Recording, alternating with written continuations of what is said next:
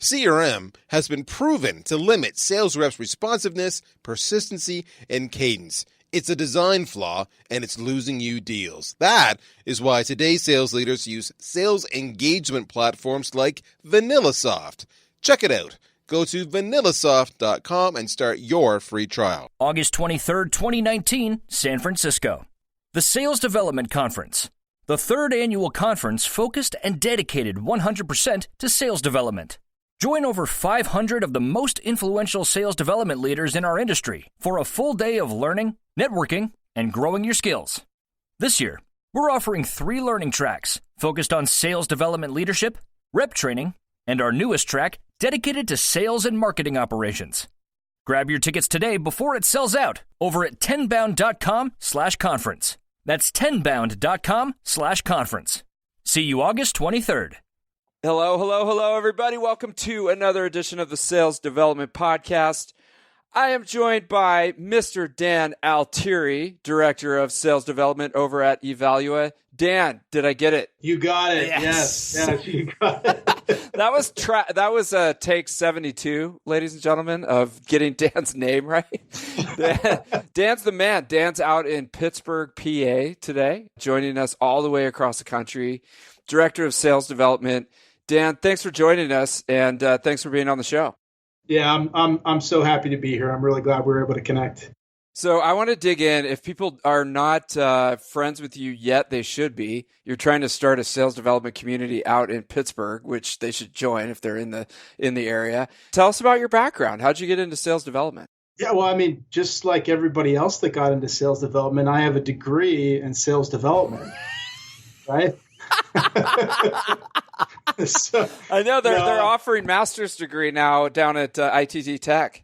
Oh, absolutely. So nice. Look, I went to business school like a lot of people did, and I graduated, and I thought I am qualified to do absolutely nothing. So I thought about it, and I thought, man, what am I going to do to delay this for another year? And so I went to grad school, and during that time, there was actually a guy that came into the office from the government. He was a special agent. I thought, wow, this guy's got a suit. He's got aviators on. Man, how do I be like that guy? And a professor came out. She said, "You could do that." I thought, me? I could be a special agent. So that was my whole grad school. I thought, I need to get into the government. I need to be a special agent. So I did have the interview. And I thought it went well. And of course, like the government, it went really fast. And that's not true at all. It took forever to hear back from them. And by that point, I was married. I had taken a job in recruitment in Pittsburgh. And by the time they called with that special agent job, I realized the pay wasn't very special, and I wasn't going to move to Washington, D.C. for it. So there kind of went my special agent dreams. And so, look, I worked in recruitment, did a little bit of sales, but I didn't get a real break until I got into customer success, a company owned by SAP called Ariba. And that was kind of my first little taste of a real company and a real career. And pretty soon I started working with corporate account executives, and I loved what they did. I thought, oh man, I really want to be in sales. I want to be an account executive. And so I asked them, I said, hey, how do I do what you're doing? And they said, well, you need to get into sales development. That's where we started. And so as soon as I heard that, reached out to the director of sales development for Ariba. And I said, look, I would love the opportunity to work on your team. How can we make that happen? And, within 3 months, I was working the New York and New Jersey region.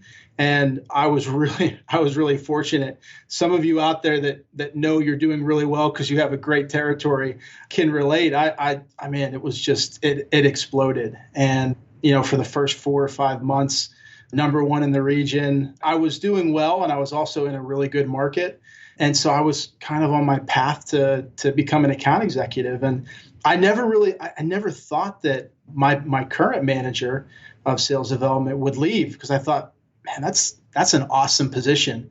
I'd love to do that, but there's, quite honestly, I don't think there's ever going to be an opening. And she got a director job somewhere else, and the opportunity came available. And I've been doing that for 4 years now. I've since gone on to Evalua, and it is so much fun. I always wondered for years, what exactly was I going to do? And now that I'm in it, I love it. I've been bitten by the bug, so to speak. That's interesting. What do you love about it? I mean, it's maybe I have a skewed viewpoint of sales development management because I usually work with companies that are struggling. Yeah. or they're trying to establish it. Not all of them, but anyways, what do you like about it? Yeah, I think the biggest thing is I love coaching people. I love recruiting people. That is the most fun of the job, actually be able to build a team and help, especially now that I'm with Evalua, to be able to build it from the ground up. So Evalua never had done sales development before I got here. And that was what was so exciting about the opportunity. So just being able to meet so many different people. I love, as a part of the interview process, to really just understand what makes somebody tick and to figure out, can I help make this person money? Right? If you ask me what I love about sales development, I love being able to make people money. When I got into sales development from customer success, it doubled my income. And of course, that only happens when you're producing. Right. So for me, financially, that changed a lot of things. And then to be able to do that for other people, to be able to help them make a good living and to go on, and some of them become account executives. Some of them do really well as account executives. And for me, that is just so much fun, being able to change somebody's their life financially. I love making people money. I think it's fun. Nice. That reminds me.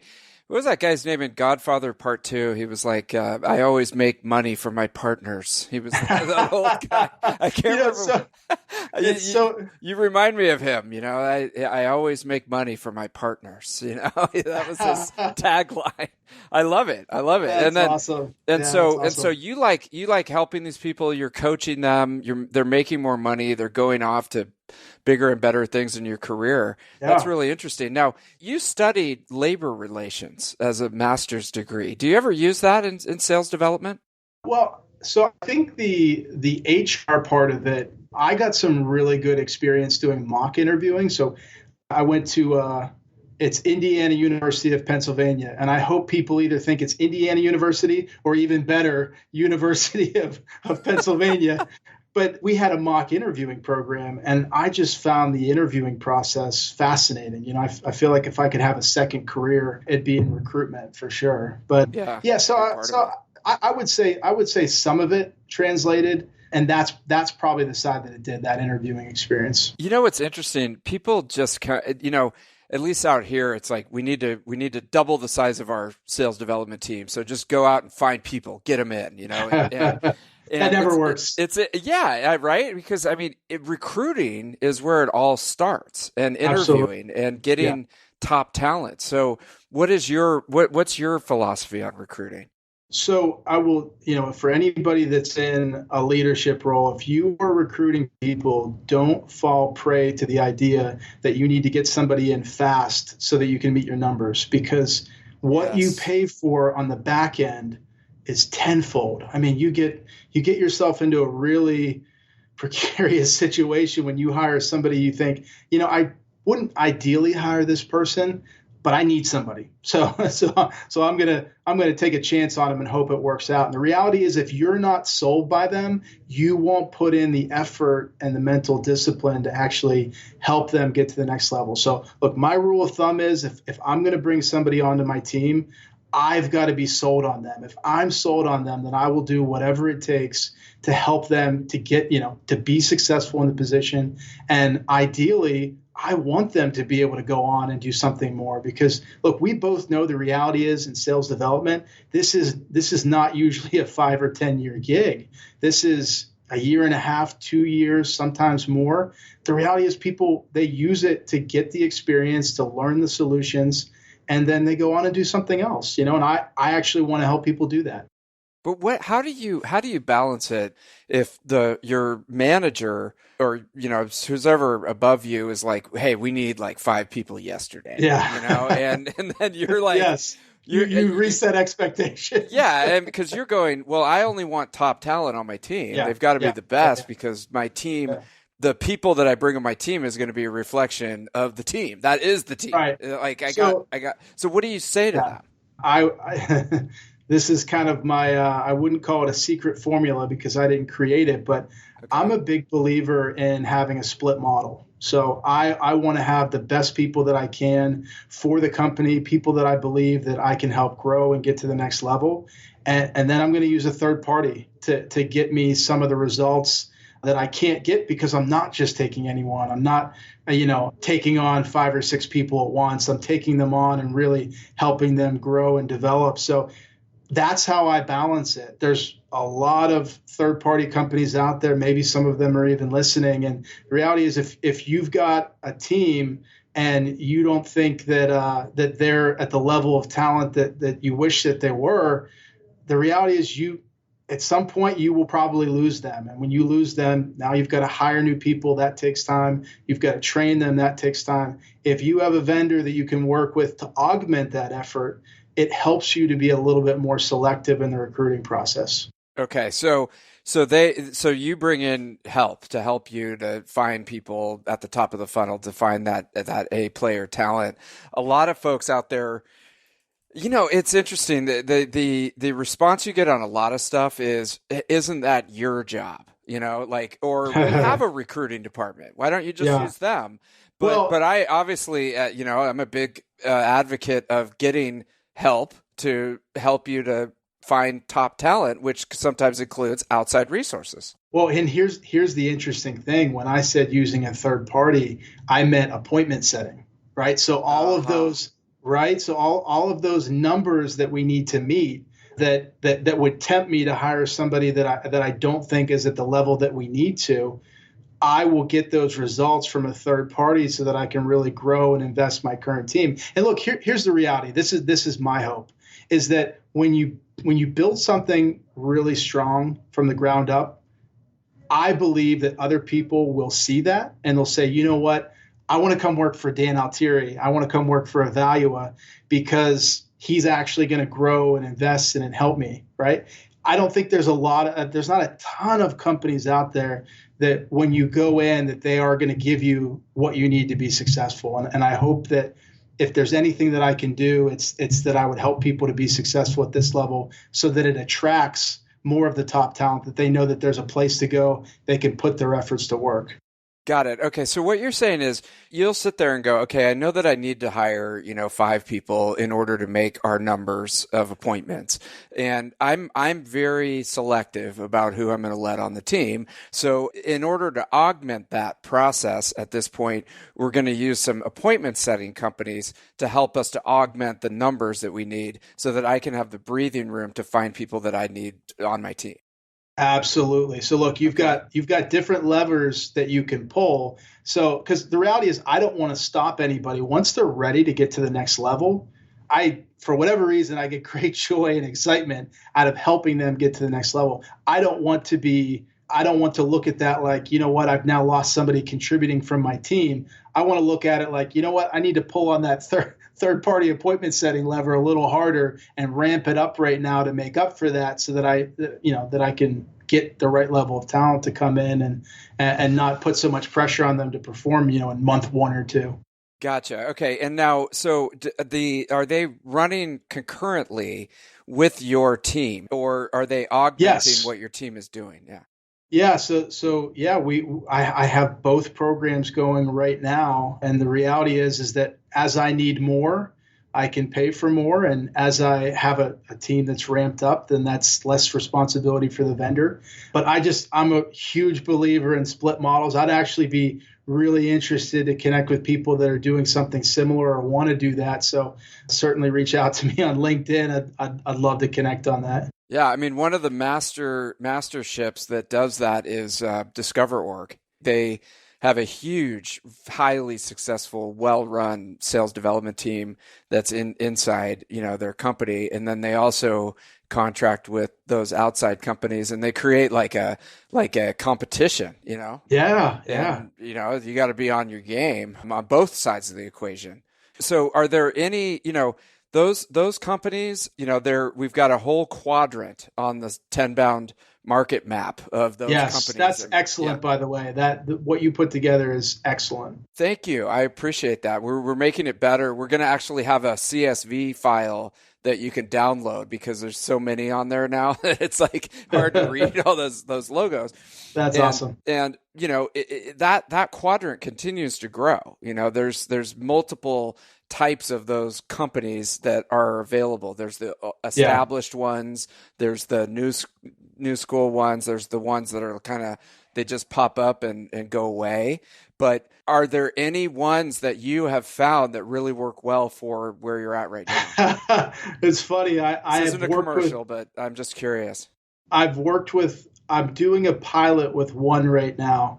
And because I'm in the pilot phase and it hasn't started with this particular vendor, I won't mention them. But I've actually had a few conversations with different vendors. It's funny, they all seem to have different models. I even met with a company, I had no idea, but there's a company in Pittsburgh that does this. So I'm going to take a look at them next week. But there's a ton of names in there.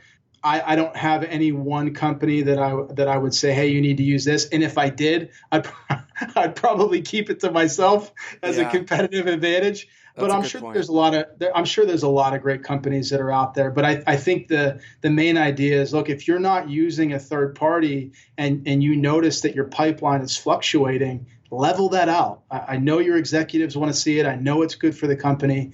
And it's just, again, it's all about having those levers you can pull. Well, I think, okay, so there's a few things. Like, before I forget, like, that quadrant of the map could be its own map, because there's this whole ecosystem of outsourced programs that can augment what you're doing. And it's like, right.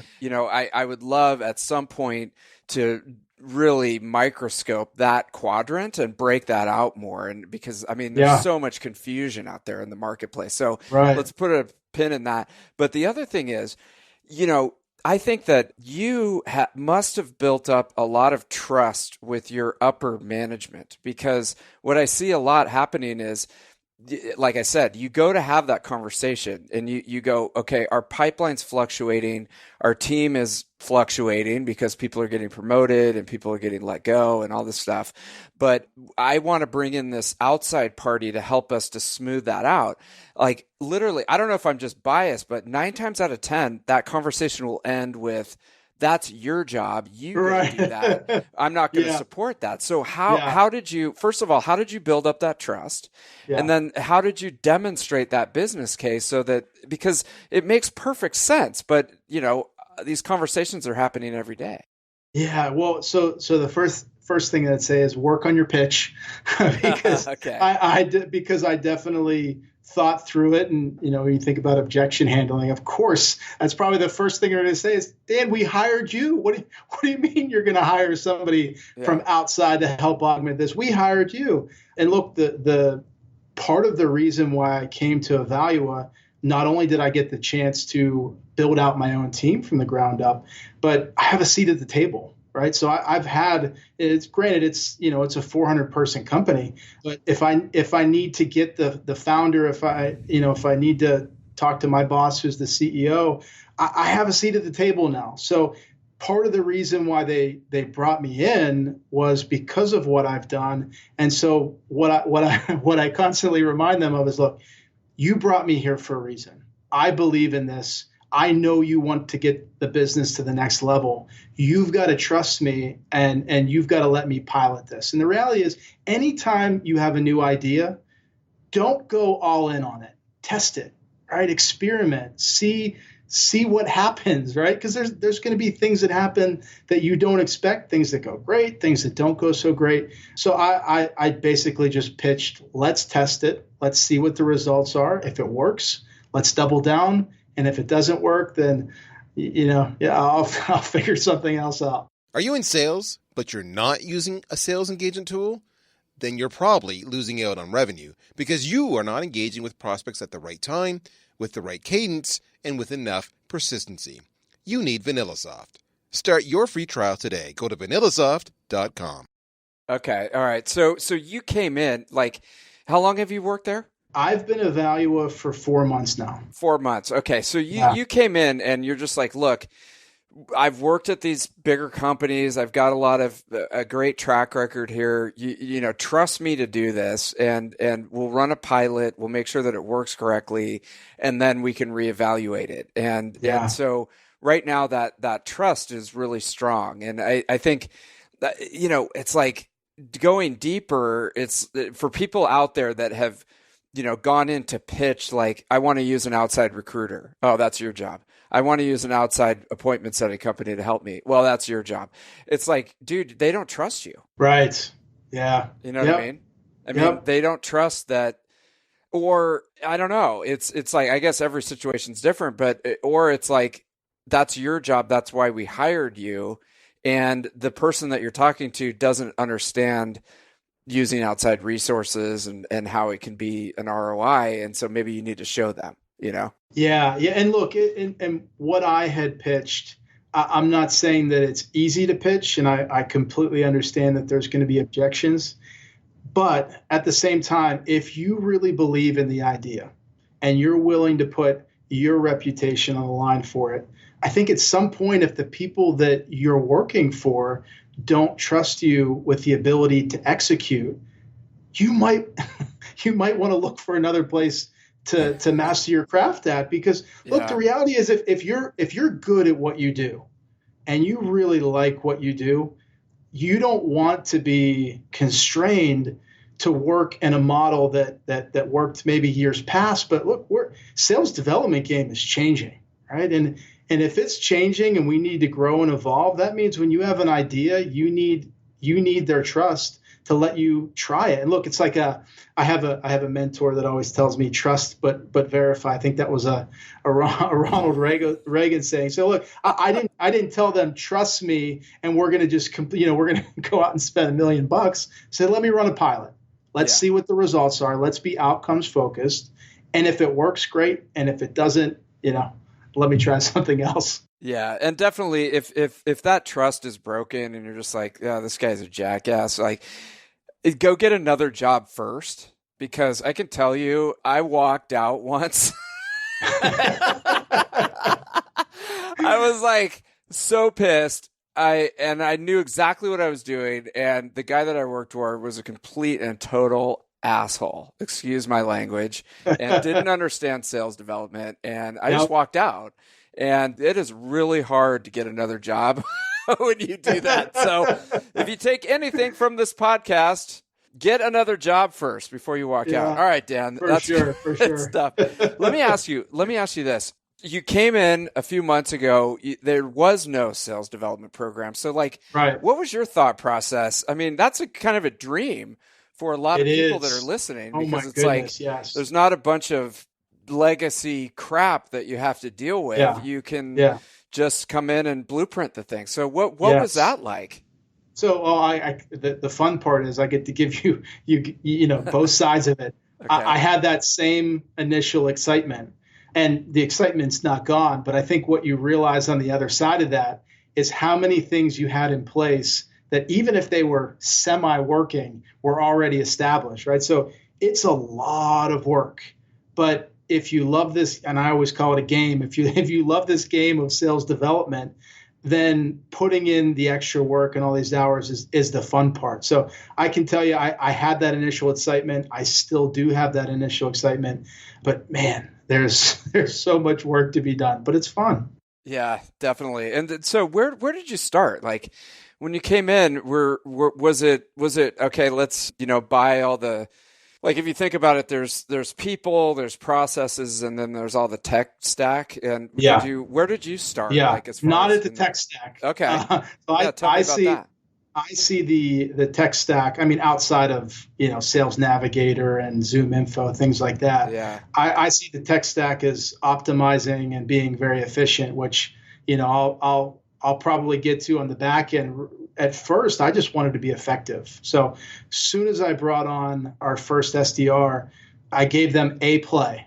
Look, we're going to run this play, and let's test it. Let's see how it goes. So the first thing that I would say, if you ever get the opportunity to build a new team, don't wait to jump in.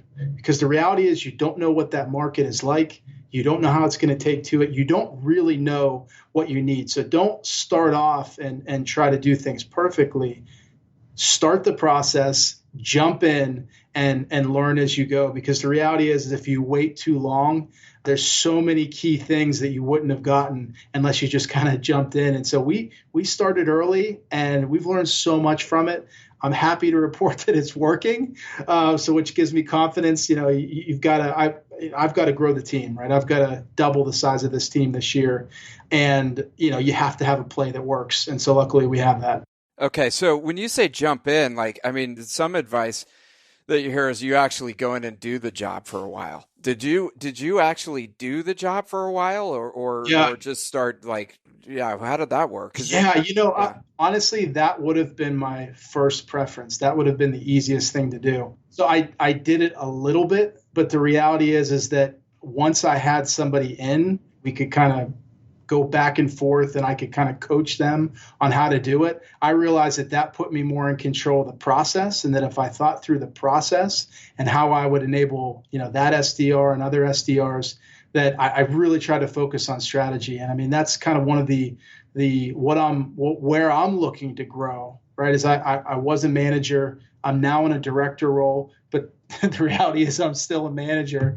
And if I want to get to more of a strategic level, that is where I need to focus on. So yeah, that would, believe me, I part of me misses jumping on the phones. Part of me doesn't too. It could be, and I get it. But no, I really want to focus on building a strategy that other people can execute.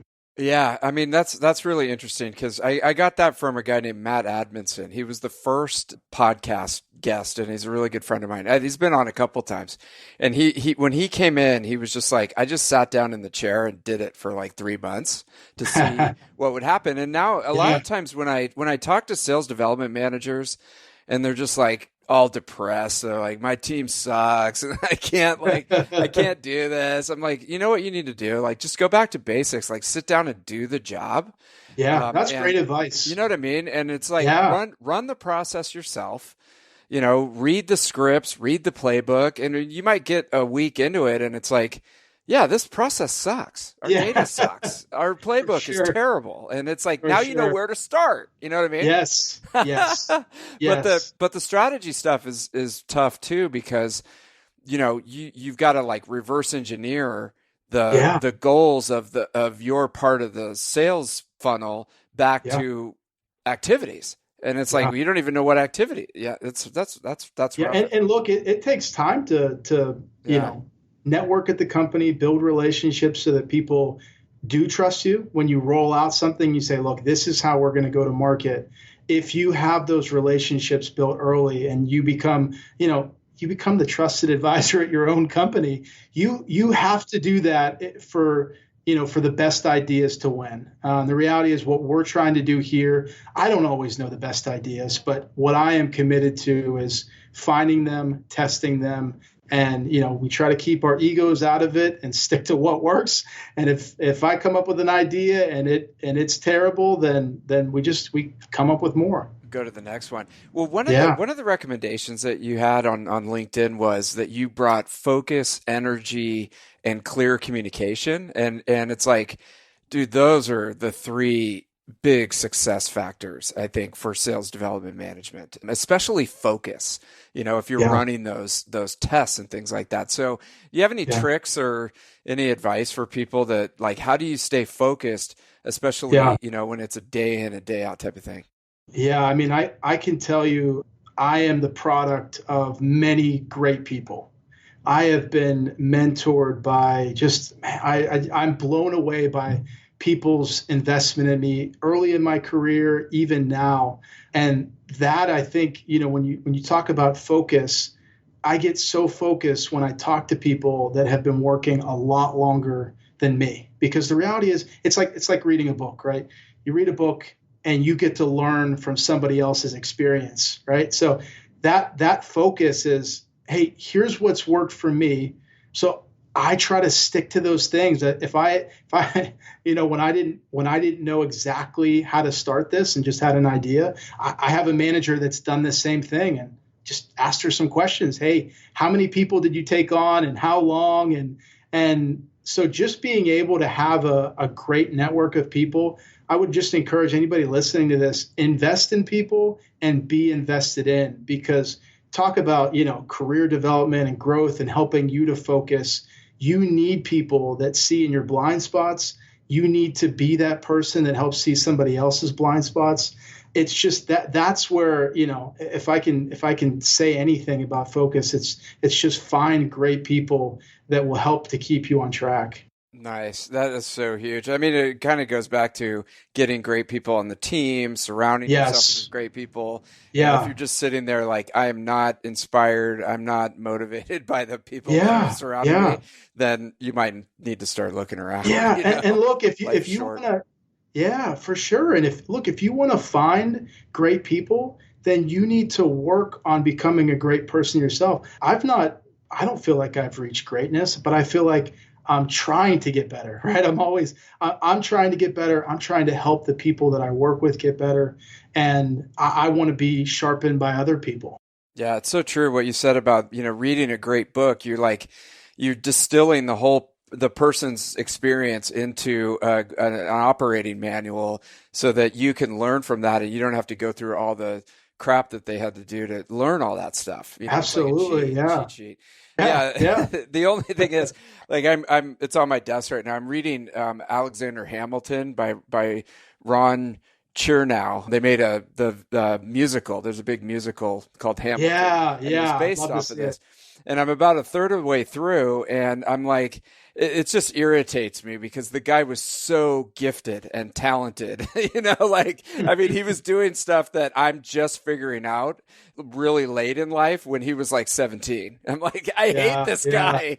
But you know what though? Think about it.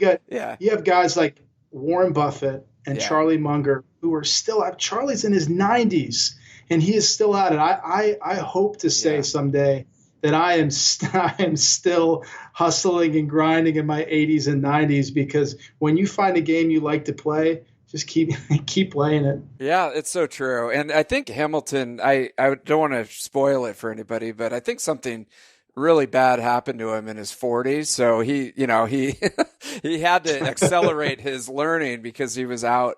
But yeah,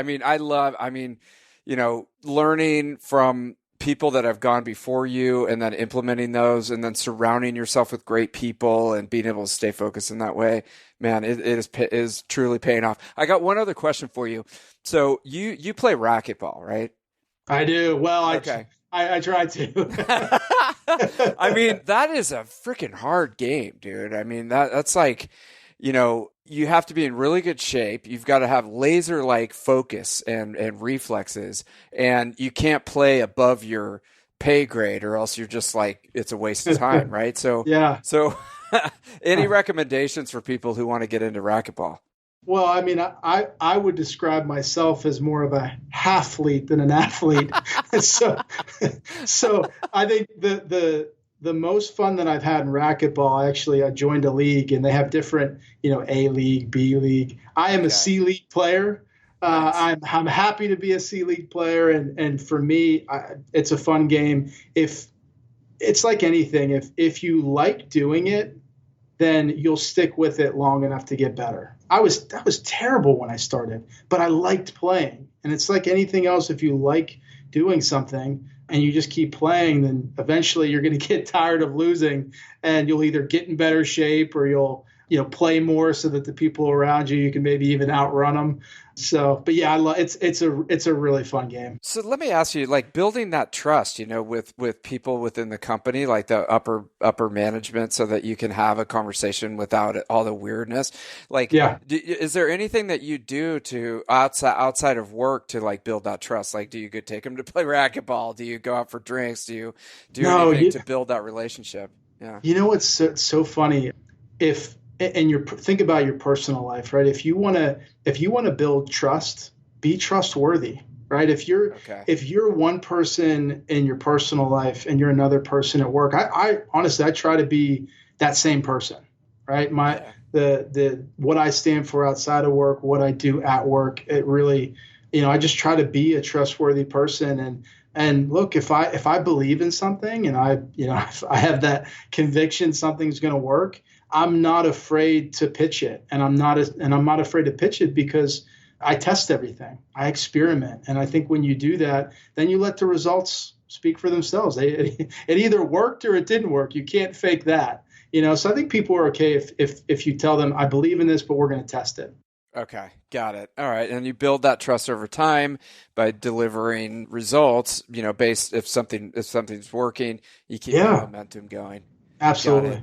All right, Dan, this has been so interesting, dude. Thank you so much for imparting. Yeah, likewise. This great wisdom for the group. So we appreciate it. And how do we get in touch with you if we want to keep this, or they want to join this Pittsburgh sales development management group? Yeah, I'll tell you what. If you're in Pittsburgh, please reach out. If you're anywhere else, please reach out still. I love LinkedIn. I think LinkedIn's a great platform. I'd love to connect with anybody that's willing to. I would love to learn from other leaders. And I'm sure that this is not an area that I've done a great job in and that I want to. I want to learn from other leaders. I have a lot of great mentors outside of sales development, but I'd love the opportunity to connect and sharpen other people and be sharpened myself. So yeah, connect with me on LinkedIn. I'd love to. Please reach out. Well, dude, you got to come to the conference, man. The Sales Development Conference, August 23rd. Absolutely, yeah. Drop everything and get out here. If you're listening to this podcast,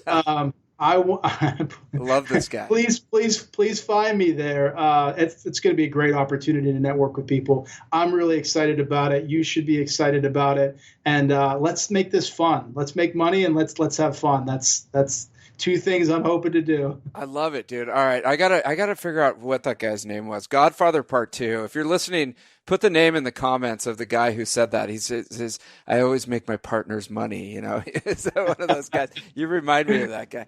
So thanks for coming on the show, man. Have a great rest of your day. Thanks for having me. All right, you too. Thank you for listening to the Sales Development Podcast, the only audio forum 100% focused and dedicated to sales development, with your host, David Delaney. Please be sure to subscribe to the show on YouTube and take a moment to leave us a review on iTunes. Your support makes our show possible.